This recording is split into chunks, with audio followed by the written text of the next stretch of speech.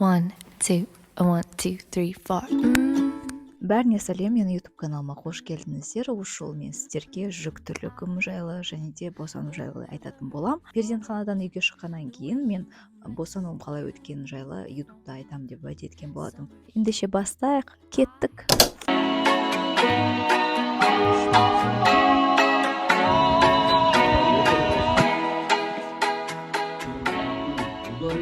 Жүктілігім менің салыстырмалы түрде жеңіл өтті. Токсикоз әрине болды 4,5 айға дейін. Бірінші жүктілікте мен толық соңына дейін, яғни бала туғанша дейін құсқан болатынмын, ал екінші ретінде 5 айдан астам уақыт болды, ал осы жолы 4,5 айдай ғана болды. Соның өзі маған салыстырмалы түрде жеңіл. Құсатын кезде міндетті түрде Бексұлтанға, яғни жұбайыма хабарласам, өйткені бірнеше рет жағдайлар болды, талқылар жаздаған. Алдыңғы жүктілікте тіпті мен құлап, басымды унитазға соғып, басым көгеріп сөйткен болатын. Сондықтан міндетті түрде жұбайыма қоңырау шалып сөйлесіп тұрамыз, тыңдап тұрады, мен құлап қалған жоқпын ба деп. Бірақ моральды тұрғыда өте ауыр өтті. Білмеймін не үшін екен, бәлкім осы жолы сондай сезім болды. Айналамдағы адамдардың тарапынан қолдау аз болған сияқты. Енді ол жұбайыма қатысты емес, жұбайым мені әрқашан қолдайды. Ең жаманы, туар алдында 3 ай бұрын үлкен қызымызды мектепке бердік, ортаншы қызымыз балабақшаға барды, және де мен бос болатын күндіз.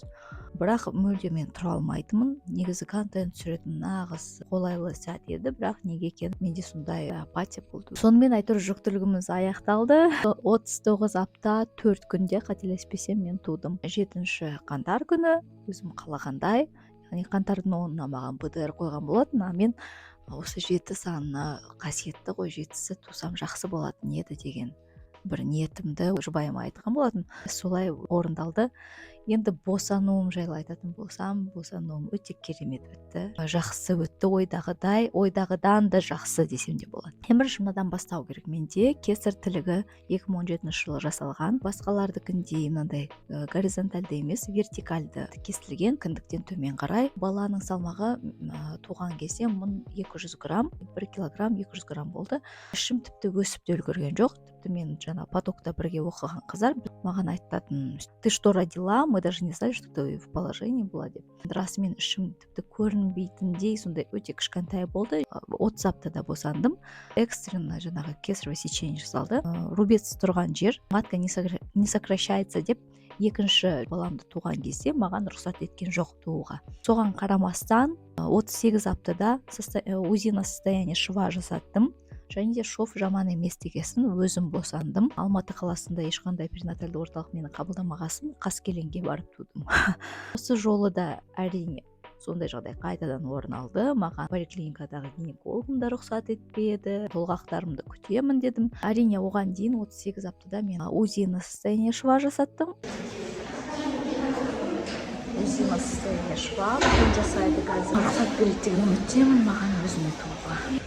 Негізі ойлайды бәрі, бір рет өзің тудың ғой, все, 100% тебе разрешат. Ондай емес екен өкінішке орай.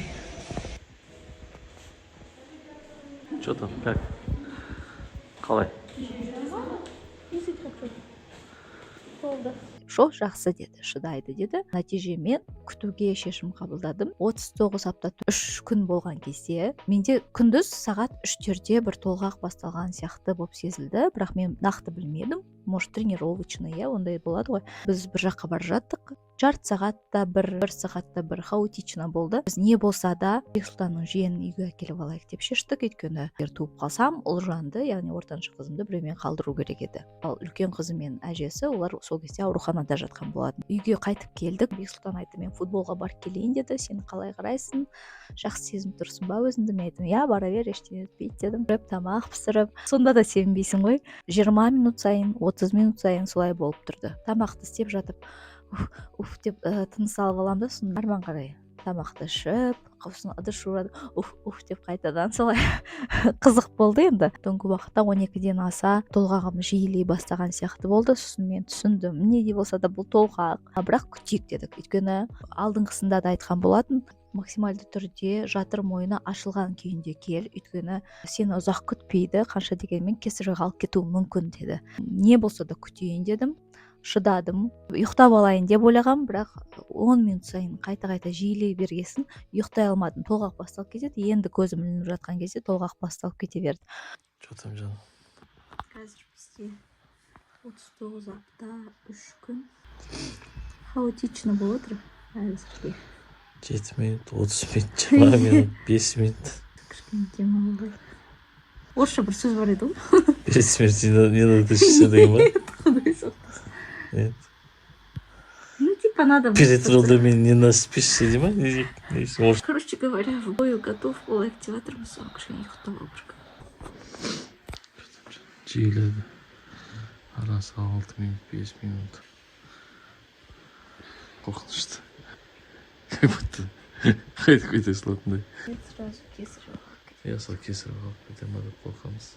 сөмкемді баяғыда дайындап қойғам. 3 минут сайын толғақ жиілеген кезде мен айтып жарайды, жүріп кеттік барайық екен, не болса да перзентханаға деп. Сол кезде Беканың жиені, племянницасы, душ қабылдавады. Біз оған есікті қағып, Жанюкай шық тезірек деп, ол шықпайды. Пожалуйста, выходи, я скоро рожу, осы жерде туып қоям деп.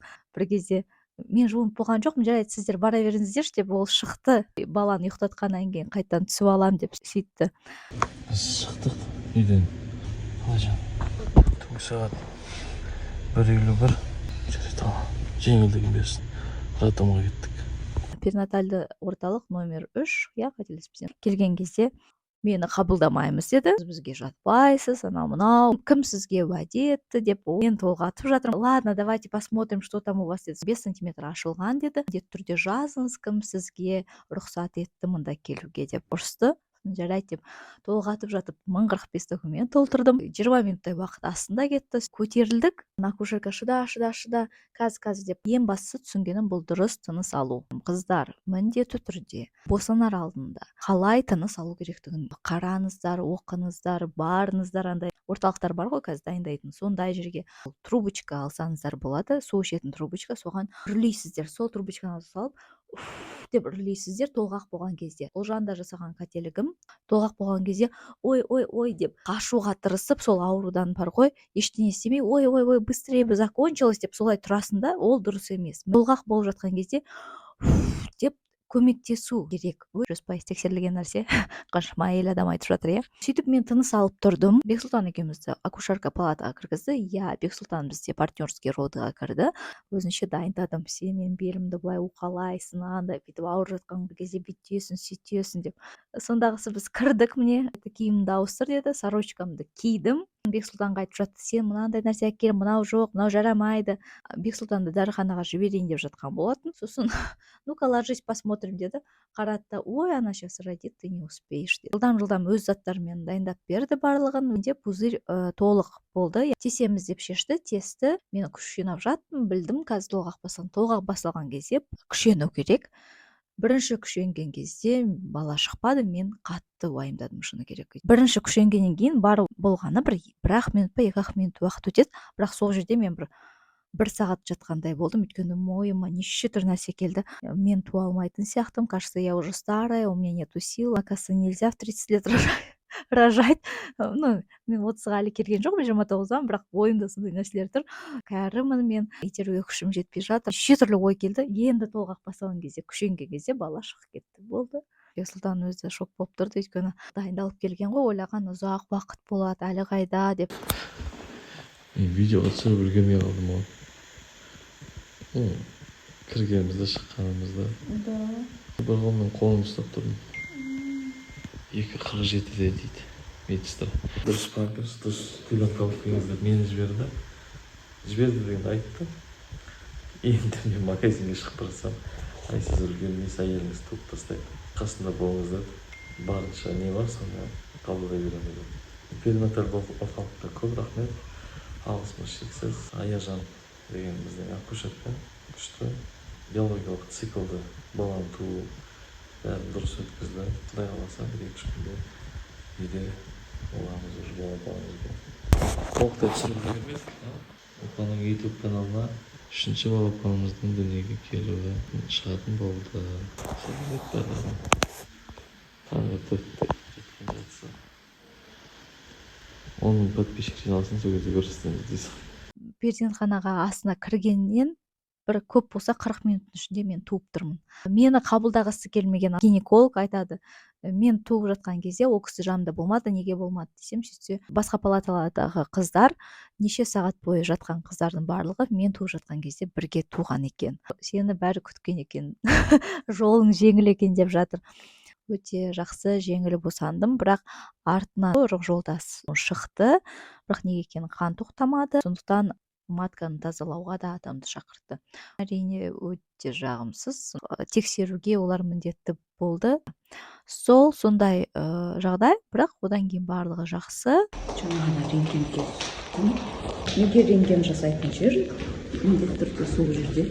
Бірінші күні өздеріңіз білесіздер, балада аузында околоплодный воды дейді ғой, яғни іште жатқан кездегі сулар шығады. Соны қайта-қайта құсады ол бала. Қайта-қайта емізуге тырыстым. Екінші күнінде бірден сүт келді. Басын жиғап түсіреміз деді. Прививка.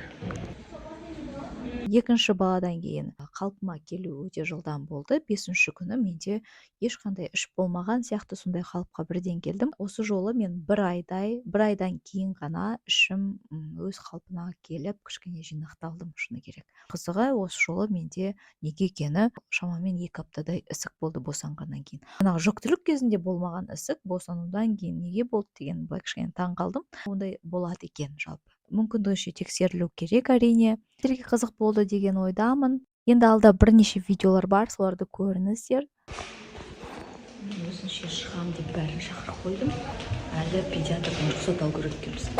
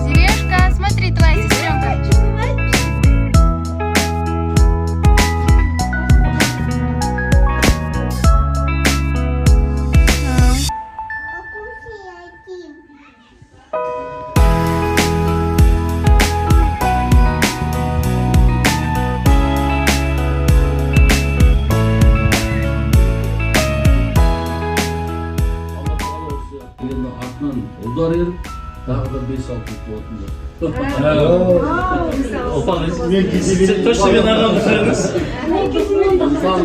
Қызық болды деген үміттемін. Қазақша контентті қолдайық. Инстаграмдағы парақшама тіркеліңіздер, YouTube каналыма тіркеліңіздер және де қолдау білдіріңіздер. Айтпақшы, комментарий жазған адамдардың арасында 30 жариялаймын және де ол сіздерге ұнайды деген үміттемін. Назарларыңызға рахмет үлкен. Келесі кездескенше сау болыңыздар.